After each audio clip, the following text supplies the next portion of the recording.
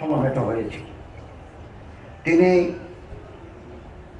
শাহাদত বরণ করেছেন। আমরা আল্লাহর কাছে দোয়া করি আল্লাহ তাকে যেন শাহাদতের মর্যাদা দান করেন, মনে ত্রুটি বিচ্ছিন্ন করে আল্লাহ তাআলা মার্জনা করেন, ওকে জান্নাতুল ফেরদাউসের টুকরা বানিয়ে দেন। তিনি যে স্বপ্ন দেখেছিলেন আধিপত্যবাদ বিরোধী একটা ইনসাফ ভিত্তিক সমাজ যে প্রতিষ্ঠা করার স্বপ্ন দেখেছিলেন, তার পূর্ণতা দেওয়ার জন্য দেশবাসীকে আপনি তৌফিক দান। কামছে ধর্ম মন্ত্রণালয়ের নির্দেশনায় বাংলাদেশের গ্রামে গঞ্জে শহরে বন্দরে সব মসজিদে আমাদের ভাই জনাব শরীফ ওসমান হাদির জন্য দোয়া, খতমে কোরআন, জিকির আজকার সম্পন্ন হয়েছে। আমি তার জীবন বৃত্তান্ত পাঠ করছি। 1993 সালের 30 জুন ঝালকাঠি জেলার নলছিটি উপজেলার জন্ম নেওয়া কবি শরীফ ওসমান হাদি বাংলাদেশের স্বাধীনতা ও সার্বভৌমত্বের প্রতীক হয়ে উঠেছেন। তার ক্ষুরদার যুক্তি, দেশপ্রেম, মানবিক মূল্যবোধ, দৃঢ়তা দিয়ে তিনি তার দেশকে ভালোবেসেছেন। জান দেব কিন্তু জুলাই দেব না। হাদি ছিলেন গুম, খুন ও বাংলাদেশের মানুষের গণতান্ত্রিক অধিকার কেড়ে নেওয়া ফ্যাসিস্ট আওয়ামী লীগের বিরুদ্ধে জুলাই পরবর্তী সবচাইতে তীব্র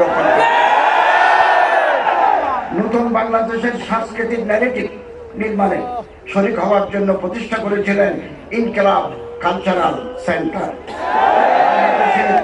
সার্বভৌমত্ব বিরোধী খুনিরা 12 ডিসেম্বর দুপুরে জুমার নামাজের পরপরই তাকে গুলি করে 18 ডিসেম্বর 2025 রাতে সিঙ্গাপুর জেনারেল হাসপাতালে শাহাদত বরণ করেন বীর ওসমান হাদি।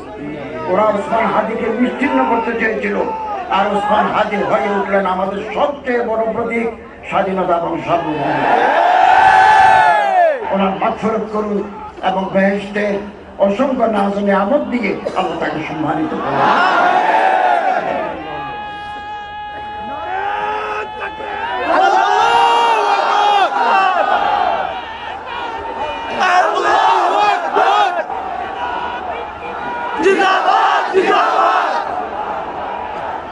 এখন শহীদ শরীফ ওসমান হাদির পরিবারের পক্ষ থেকে বক্তব্য রাখবেন ইনকিলাব মঞ্চের সদস্য সচিব আব্দুল্লাহ আল জাবেদ।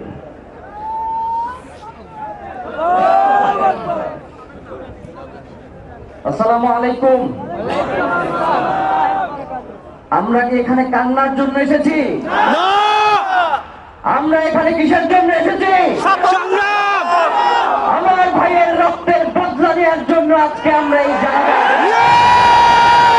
প্রিয় ভাইয়েরা, আজকে কবি নজরুলের যে বিদ্রোহী দুটো লাইন, যাকে ওসমান হাদি তার আদর্শ মনে করত, আমি চির বিদ্রোহী বীর, বিশ্ব ধরে উঠে আছি একা। প্রিয় ভাইয়েরা, আপনারা জানেন শরীফ ওসমান হাদিকে এক সপ্তাহ 168 ঘন্টা আগে গুলি করা হয়েছে। এখন পর্যন্ত কি তার খুনিকে গ্রেফতার করা হয়েছে? সরকারের পক্ষ থেকে এখন পর্যন্ত কি খুনিকে গ্রেফতারের ব্যাপারে আপনাদেরকে আশ্বস্ত করা হয়েছে? তারা কি এখন পর্যন্ত আমাদেরকে জানিয়েছে যে খুনি কোন জায়গায় রয়েছে? আমরা স্পষ্ট মনে করছি যে এখানে খুনি একজন নয়,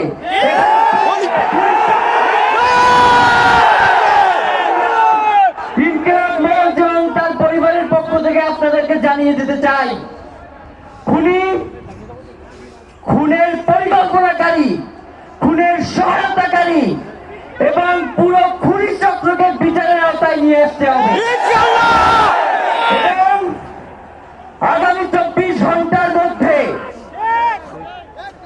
স্বরাষ্ট্র উপদেষ্টা এবং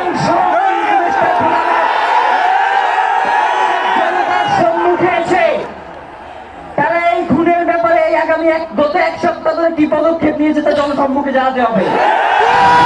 যদি তারা জানাতে না পারে তাহলে তাদেরকে পদত্যাগের জন্য প্রস্তুত কোনোভাবেই শরীফ ওসমান হাদির রক্তকে বিসর্জিত দেব না।